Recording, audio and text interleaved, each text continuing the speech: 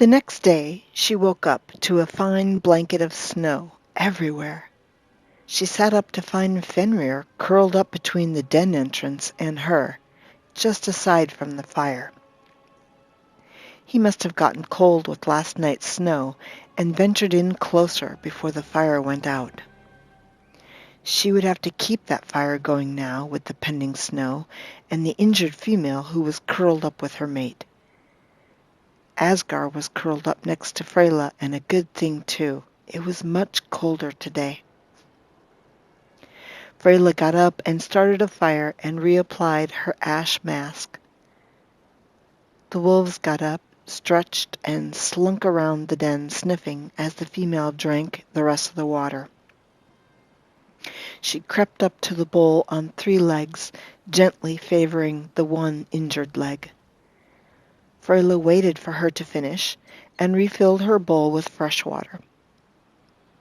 The female flopped back down on her spot, and Freyla tentatively reached out to her to pet her muzzle, stopping first to let her sniff Freyla's hand. The female gently licked Freyla's hand in approval, and Freyla gently petted her ears as the female closed her eyes, still in pain it seemed. Freyla bent and quickly changed out the bandage, reapplying the ointment, and pet her again, this time checking her belly. The female, Tova. It just occurred to her and seemed fitting. Tova would be the female's name. Tova, the feminine version of Thor, meaning beautiful or good. Freyla spoke gently to her, Tova, Mama Tova, and rubbed her fur. Tova opened, then closed her eyes. The male wolf approached, licked his female's muzzle, and then Freyla's hand. Svag. It suited him. Hello, Svag, she said gently. He sniffed somewhat nervously at her, then took off out of the den, seemingly to hunt as Fenrir joined him. Freyla would stay until they returned. Asgar was the lazy one, still slumbered on their bedroll. He looked up lazily at her and Tova, then trotted over to lick them both good morning. She petted him and hugged him and noticed the female watching them share affection. Freyla reached down and petted the female gently, scruffing her ears again. Tova whined in appreciation and licked her lips. Hopefully by the end of the day she would feel better. The den was only partially covered above, and the fire was out, the sky a foreboding gray as it seemed the sun barely breaching the thick clouds. The snow continued then for the rest of the day, small flakes that gave way to larger and larger ones, and by early afternoon they were in for a storm. Hopefully only a soft blanket of snow and not a full-on wind-driven blizzard. With spring still close on the heels of winter, there was no guarantee winter wouldn't slam its fist down one more time. Once Svag returned, Freyla decided to scout the area and gather as much dry wood as she could glean to stock up just in case. She now regretted she'd sold the mammoth hides. Failed? No, not failed. It is what it is. It's time to stop being so harsh on myself, she thought, and blinked back tears. She had her own bear pelt blanket, but that would not be enough for a full-on blizzard. 2, then 3 trips later with wood piled up now inside the den, stacked off to the side that Freyla covered with the ample pine tree branches to keep the snow off and keep them dry. She looked up at the sky, checking the weather, but it still seemed burgeoning with the promise of more snow. Freyla pushed herself harder and ducked out to gather another load. It would be the last one she could fit in today. After that trip, she checked all her rabbit traps that she had just set that morning.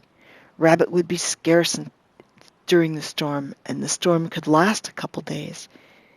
She had a family to feed. The thought made her smile. Her heart lifted, and she burst with pride. For the first time in a long time, she felt like she belonged, like she wasn't lost or so alone anymore. Her mind drifted to her childhood sweetheart, Belkner, the day he innocently kissed her cheek and gave her snowflowers, the day he told her she would marry him. Her heart pounded at the thought. She'd never find young love like that again. No one could fill the gaping hole in her heart, especially for him. They did everything together, were inseparable and bonded. They shared that bond from such a young age, so precious. She blinked back tears, but they streamed down anyway and bit into her cold cheeks. She dropped the tied bundle of rabbits, knelt down and cried bitterly. This was the worst pain of it all.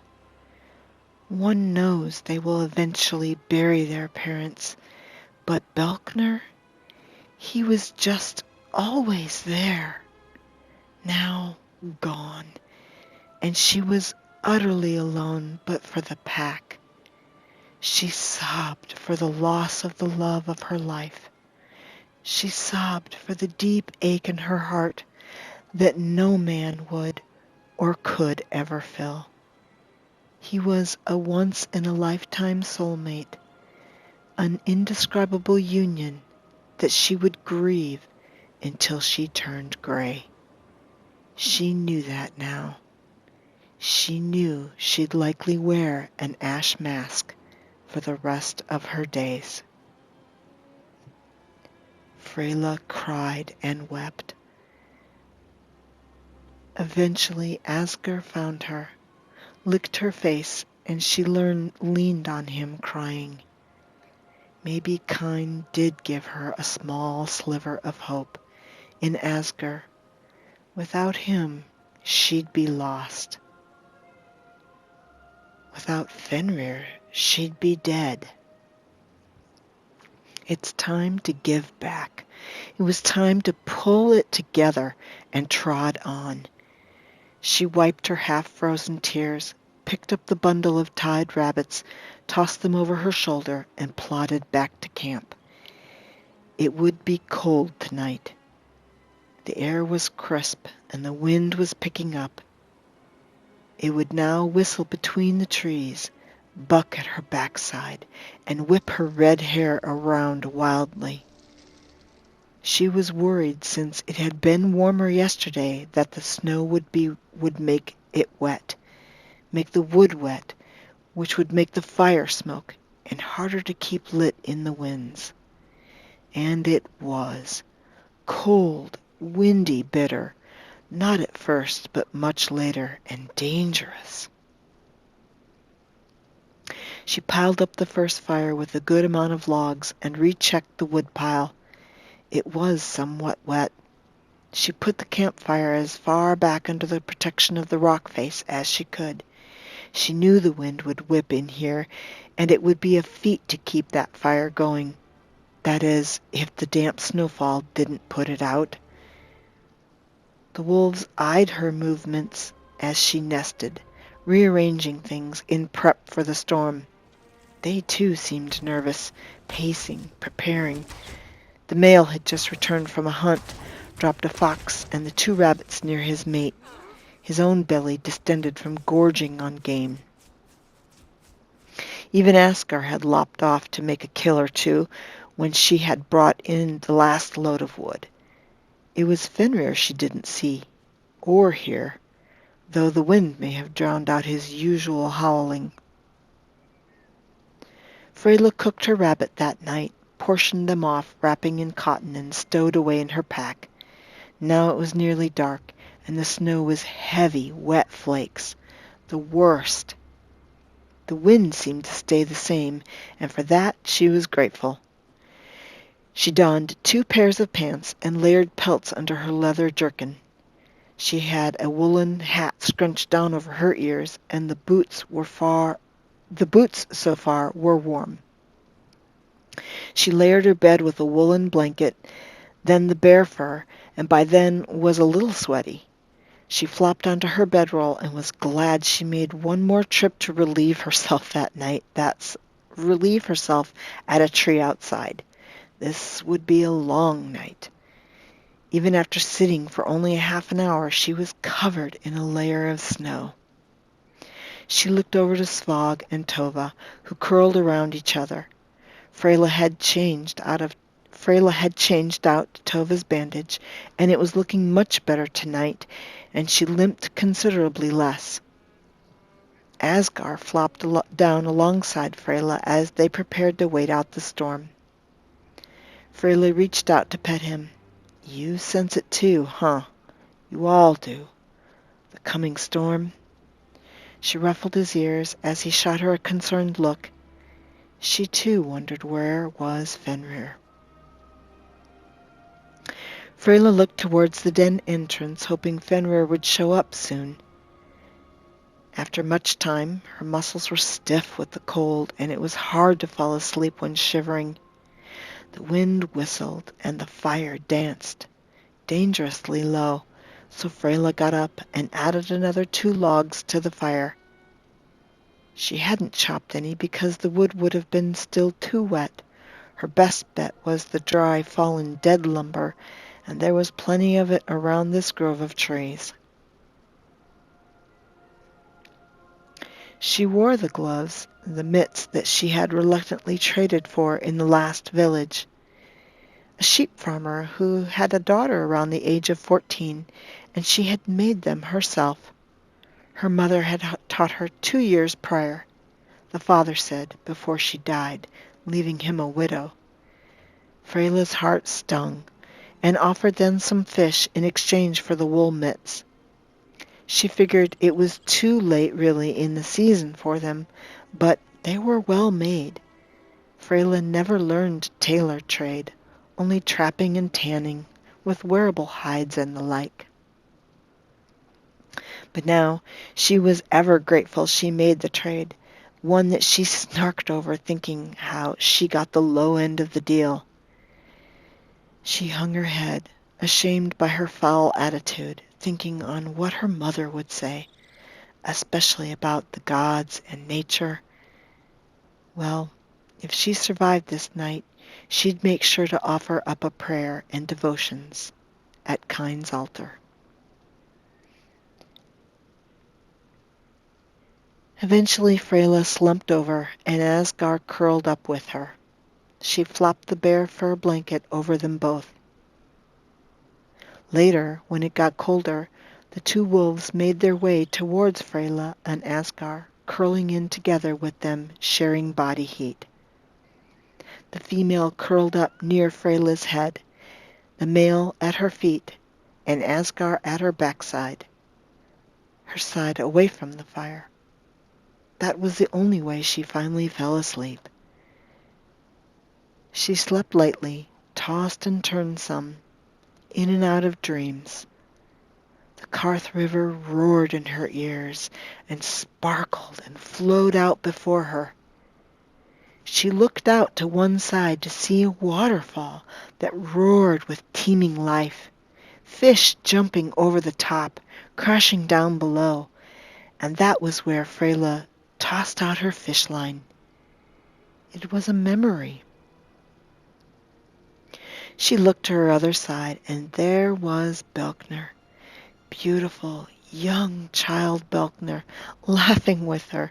His innocent eyes danced when he looked at her, as if she held the world for him. He had been tying up that bone bracelet for her dad, for her hand. This was the day he told her they would marry, and she agreed. Like she just knew it in her heart. It was meant to be. Decided. Then the roaring waterfall became a howling wind. Freyla woke up to find the fire nearly out, its flames licked by the wind. the wind wildly ebbing lower and lower. She jumped up, shivering, and the wolves jumped up too, pacing and grumbling. Freyla tossed 3, 4 more logs onto the fire and stoked it with a stick. She cursed under her breath. How could she be so stupid? If the fire dies, she could die too. She had to keep it going. She noticed movement nearby and looked over to see Fenrir, who had been curled up near the mail at her feet, but now was pacing. Fenrir kept to the edges, the perimeter, as always it seemed. Eventually the fire grew back to a substantial and promising height, though it still seemed daunted by the wind. Freyla turned to her bedroll. The wolves had circled around her and finally flopped back down around her and among one another. Around her. Asgard now laid at her head, and the 2 wolves at her backside together. Fenrir crept up along her feet and nestled there. On her feet, really. Freyla looked down at him, he facing her. But as if he felt her slight movement, he looked back at her, staring. His golden eyes glowed, nearly sad in the dark. She sighed and laid back down as he did. And that worked for a good length of time. Fenrir at her feet, half on her lower legs, providing a wealth of heat. She dozed, shivering, her neck cold. So she yanked the bear blanket up more, making all the wolves get up slightly and change positions, and then nestle back in. Freyla felt bad. No one would get a good rest tonight. This night would never end. After another lifetime, it seemed, she dozed again. She kept her dreary eyes on the fire, making sure it didn't go out. They slept this way again for a time until Freyla shivered again. The ground was so cold. It seeps up through her thin bedroll, the cold biting her joints, stiffening her muscles, shivering her awake. She peered at the fire and noticed it again was dying down. The wind whipped the flames nearly out. She moved slowly to get up, and all the wolves got up too, this time shaking off the snow that blanketed their fur, shaking themselves out and pacing, likely trying to warm up as well. Freyla went to throw more wood on the fire, only to realize the logs she threw earlier were still there. She peered at the logs in the dark. They were starting to smoke. They were too wet to catch on fire. They had been dry, but the blanket of new snow, coupled with the wind, drove the snow under the cover on this side of the den. She tossed the wood into the fire and gulped back tears. This was the last stretch of night, the last test. If they could make the next few hours, they would make it to morning, but with a smoking fire and wet wood, they were doomed. The fire will be out in only a few more minutes, and then the temperature will plummet.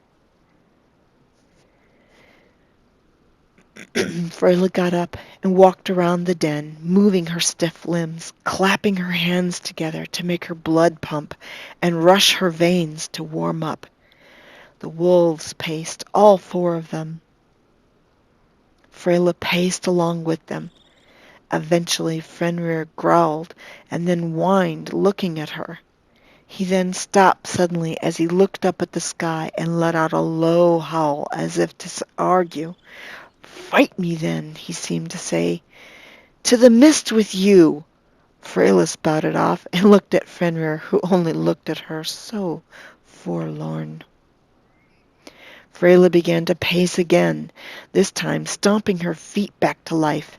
The wind whirled about the camp. The wolves paced and grumbled. Fenrir growled even louder. And then Asgar came to her side, ruffling his head against her leg, as if to say, "Come back to bed." Freyla consented and walked back to the bedroll. The wolves stopped and watched her nestle in again. This time Asgar took her head. The female settled in at her front. The male Svag by Freyla's knees, and Fenrir took her back.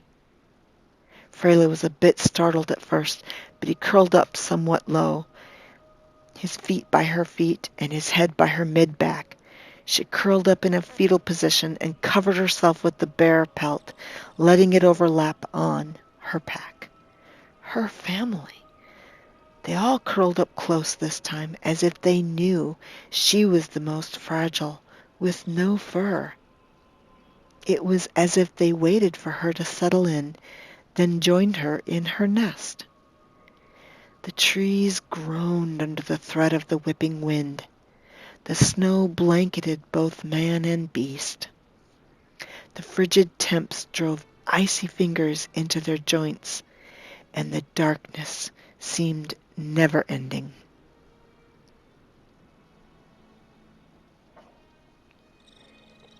Some time later, Freyla could hear birds chirping. There was a gray, overcast sky, but the sun was trying to shine through with a promise of morning. She shifted slightly, but her pack remained still. Sometime in her sleep, Fenrir had scooted up directly behind her and laid on his side against her back. Asgar had shifted too and was at her front, and his head was curled near her head. Tova was now at her knees, facing her mate, who still remained at Freyla's feet. She was warm. They cradled her among themselves and kept the pack warm. Freyla was grateful. She had family that loved her, protected her, and bonded with her. A small tear rolled down her cheek, and Asgar lifted his head to look at her and then the others. He shifted his weight slightly, but stayed put. Freyla wiggled and shifted her weight too, her joints stiff and frozen still. Fenrir shuffled too, and his heavy arm flopped over Freyla. His clawed hand rested on Asgar's side, and he petted Asgar. He actually was petting Asgar's back. Fenrir's arm moved, then petted Freyla's arm. He growled lowly, nearly a purr, as he drifted back to sleep. Freyla peered out from tired eyes, then sighed deeply and fell back to sleep too. Time didn't matter to them at this point. Sleep depraved, they all slept in. It was Fenrir who got up first, as the rest of the pack woke and looked up to him. That was when Freyla figured it out. This was Fenrir's pack. He had taken in Asgar first, then Svag and Tova. No, he took in Asgar first, then Freyla, then the mated wolf pair. Hadn't he been there all along, ever since she found Asgar as a pup? Or was he there first, before Asgar? Eventually the pack gets up, one by one, stretching out and shaking off the snow. Grumbling and rumbling tummies indicate this is a new day. Freyla sits up stiffly and notices Fenrir has trotted to the den entrance. He stops to look at her for a time, his eyes so intent on her. Then he bounds off out of the den. Svag followed him as they checked out the area and hunted. Asgar and Tova remained with Freyla while she attempts to relight the fire. The wood is damp, so she lugs it off to the side. She grabs fresh wood from under the pine branch, which is somewhat drier. Freyla takes a long time, but makes a fire. It's still a little smoky, and puts a couple of rabbits on the spit. She works about the den, using a pine branch to sweep snow off her pack and out of the den. Eventually the sun tries to peek through the gray morning, and the smell of cooking meat fills the air. She steps outside the den, stretching, and looks around, venturing further out as Asgar follows alongside her. The air is fresh, crisp, and glitters with tiny snowflakes that flutter about. The new snow blankets the ground, and the stillness envelops the whole area into a hush as if time stood still. The canopy of trees are weighted down with an abundance of snow. Tree limbs sway gently as an occasional branch shakes off its downy coat of snow. Birds chirp and hop about for food. Rabbits leap over the snowy laden ground as they exit their den. Freyla draws in a deep breath as the sun starts to streak through the treetops. Welcome, spring, at last.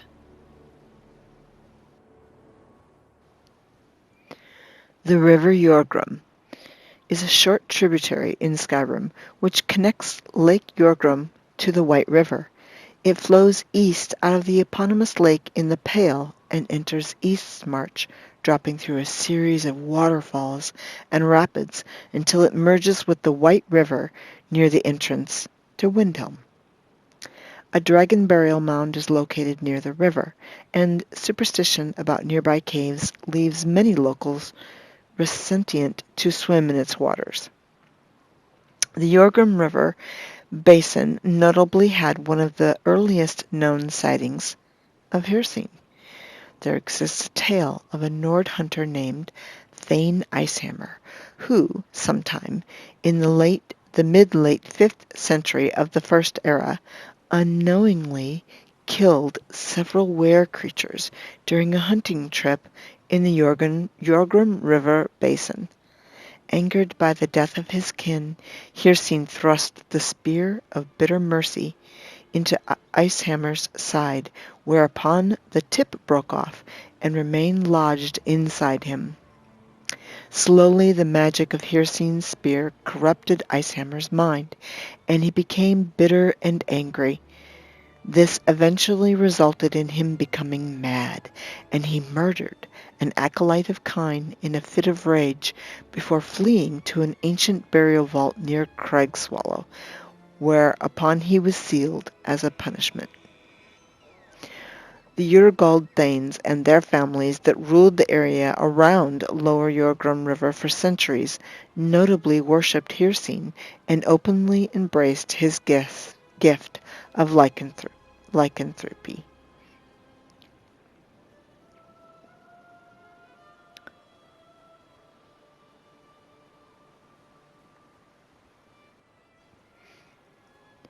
The Legend of Thane Icehammer, a tale of Thane Icehammer's corruption by the spear of bitter mercy. Long ago, in ages past, Thane Icehammer of Craigswallow walked the land. He was a jovial and boisterous Nord, loved by the people and trusted for his wisdom and good cheer. As with most legends that start like this, the good times didn't last. For Thane Icehammer, the change began when he returned from an extended hunting trip to the Jorgrum River basin. He was no longer cheerful and loud, but had inexplicably become dour and short-tempered. And as the months went by, his mood only became more foul and his temper more dark. "What has caused such a change in my husband?" Matron Icehammer demanded, and she turned to the keepers of Kinesgrove for advice and assistance. The keepers sent a young acolyte to investigate the situation. She spent a day and a night with Thane Icehammer, observing his actions, asking him questions, and trying to ascertain what had happened to make the Thane become so bitter and angry. Finally, after many long hours together, the acolyte noticed a dark stain spreading from Thane Icehammer's side and across his tunic. She ripped away his shirt.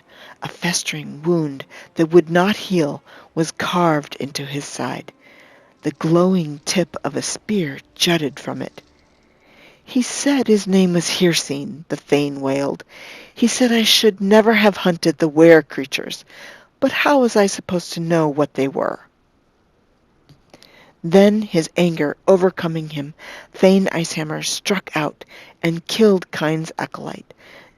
Devastated by her husband's actions, Matron Icehammer ordered the Cragwalla Watch to subdue the Thane. He fled, however, and they chased him to the ancient burial vault beneath the nearby mountains. The watch, prepared to enter the vault after him, were called back by the matron. "No," she said sadly, "I won't risk more lives to save a monster. Seal the vault." And with that, Thane Icehammer was entombed, wounded by a Daedric prince, but still alive. They say Thane Icehammer still stalks the chambers of the vault, fueled by an unending rage and the magic of Hircine's spear.